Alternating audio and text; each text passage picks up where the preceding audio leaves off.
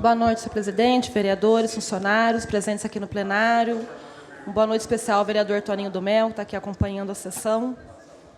Eu quero começar a minha intervenção aqui repercutindo o assunto na semana passada, ainda referente à questão do cenário nacional, que foi a delação do empresário da Andrade Gutierrez, envolvendo a figura do ex-prefeito Edinho, atual ministro da Comunicação da Presidência da República, e uma vez que a repercussão dos fatos mostra uma leitura bastante tendenciosa, inclusive por parte da imprensa que cobre, o ministro Edinho soltou uma nota à imprensa e eu vou repercutir a nota aqui na íntegra, para que seja de conhecimento de todos aqueles que estiverem assistindo. Nota à imprensa. Tenho sido injustamente acusado de articular um conluio envolvendo obras e contratos do governo federal. Segundo os vazamentos seletivos de uma suposta delação premiada do empresário Otávio Azevedo, ex-presidente da Andrade Gutierrez, propinas teriam financiado a campanha à reeleição da presidenta Dilma Rousseff em 2014. Essa alegação é uma mentira escandalosa e me causa extrema indignação e perplexidade.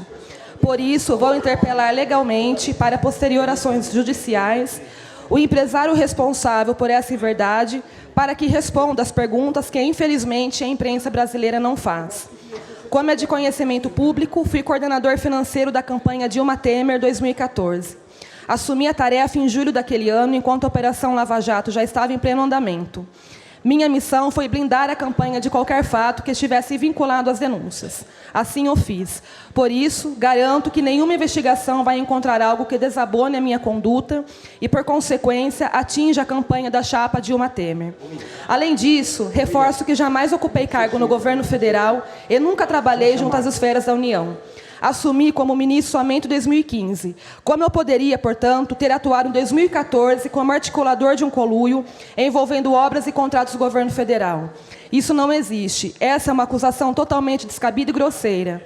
Esse conluio nunca aconteceu. É uma invenção vazada seletivamente a partir de uma suposta delação premiada que tem o único objetivo de atingir a presidente Dilma e interferir no processo de impeachment em andamento.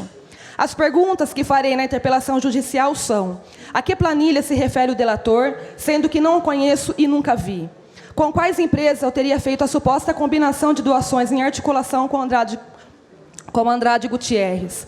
Com quais empresários eu teria combinado a doação no valor de 100 milhões cada? Quando e onde? Sei que não haverá respostas a essas perguntas pelo simples fato de que nada disso existiu. Ainda acredito no Poder Judiciário brasileiro. Acredito que a legislação brasileira não seja manipulável e que o ônus da prova ainda cabe a quem acusa ou a quem divulga a acusação mentirosa. Sinto-me profundamente atingido pelas mentiras que tenham sido divulgadas por essa suposta delação premiada. É lamentável que estejamos vivendo em um país onde a verdade tem tão pouco valor, em que a honra das pessoas sejam atingidas como se nada valesse. É lamentável que processos de investigação sejam utilizados para a luta político-partidária e que as delações premiadas, que deveriam ser um valioso instrumento de investigação, tenham se tornado espaços para mentiras e manipulações, no caso da Andrade Gutierrez, segundo divulgado pela imprensa, chega às raias da hipocrisia. Reafirmo que estive reunido com o empresário Otávio Azevedo, inclusive em Brasília, como relata a suposta delação a seu pedido. O empresário se locomoveu por livre e espontânea vontade até o comitê de campanha na capital e definiu valores doados pela empresa, bem como datas para depósitos bancários.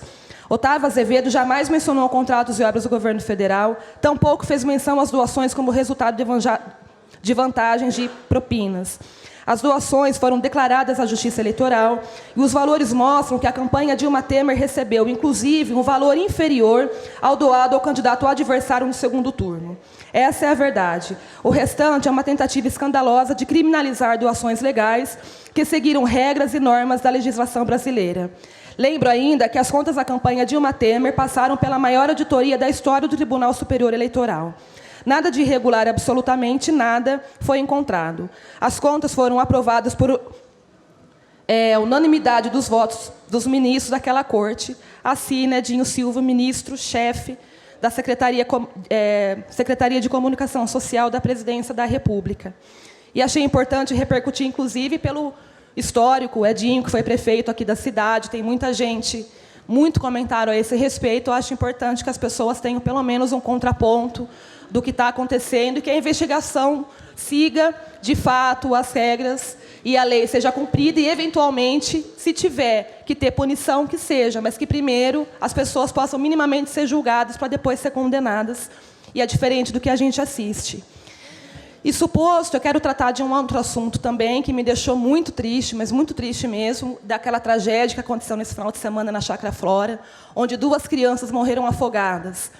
E fico muito triste, claro, porque são vidas que se perdem, da forma como se perdeu, mas porque aquele local ele vive uma situação de um certo abandono por parte das autoridades, mas não é verdade que essa situação se dá porque não tem ninguém acompanhando.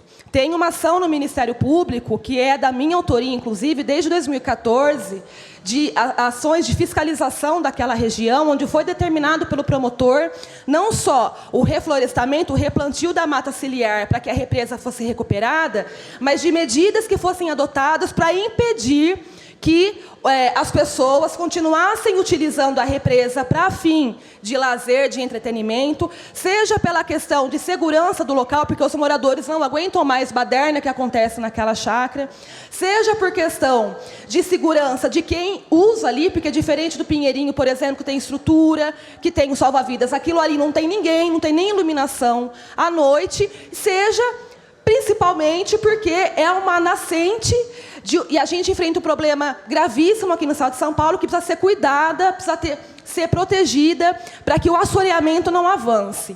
E é evidente que essa tragédia, a gente não pode ser, acho que, oportunista, nem leviano, de botar o dedo na cara de ninguém, mesmo porque acho que a primeira pergunta que se faz é: onde estavam os pais dessas crianças? Quer dizer, como é que pode, de 8, de 12 anos, tá para a rua, vai para um lugar desse, sem ninguém acompanhando? Então, é evidente que as coisas erradas acontecem, e, no caso, uma tragédia dessa que ceifa a vida, ela não está isenta de acontecer. Mas, ao mesmo tempo, precisa servir minimamente para, assim, provocar a reflexão séria dos governantes, porque quando a gente diz que determinada região precisa ser cuidada, que a segurança precisa ser trabalhada, ninguém está brincando.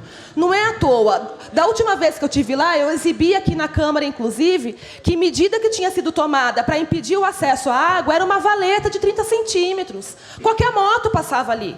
Qualquer cidadão voltaria ali. Disseram que iam reforçar o monitoramento pela Guarda Municipal. Tudo isso foi coisa que a Prefeitura, a Secretaria de Meio Ambiente, se comprometeu no Ministério Público. E as medidas, com exceção do replantio das novas mudas, que está mais ou menos uns 50 metros da margem, mais nada foi feito. Então, a situação continua da mesma forma. A gente teve... Mais um minuto, por favor. A gente teve, há mais ou menos um mês atrás, moradoras da Chácara Flora aqui para falar das condições, da questão do asfalto, também da questão de segurança, e nenhuma medida efetivamente aconteceu. Então, tem ação no Ministério Público que determina que a Prefeitura tem que cuidar, precisa proteger, e isso não foi feito. Então, é uma série de situações de descaso, seja dos responsáveis que não cuidam dos seus menores, e a lei é clara, quer dizer, o pai, a mãe, o responsável tem obrigação, tem que cuidar, e também do poder público, que numa área daquela que sabe que o pessoal costuma frequentar, ainda mais em tempo de calor, não tomaram medidas para, pelo menos, tentar evitar que os banhistas voltassem a usar aquele local completamente impróprio para esse tipo de atividade. Então, eu quero deixar aqui só explícito a minha solidariedade a quem conhecia a família, aos meninos, 2 vidas que se perderam, e que, pelo menos, se isso puder ter alguma utilidade, que possa ser para prevenir futuros acidentes, futuras tragédias, porque eu acho que a cidade não precisa disso. Obrigada.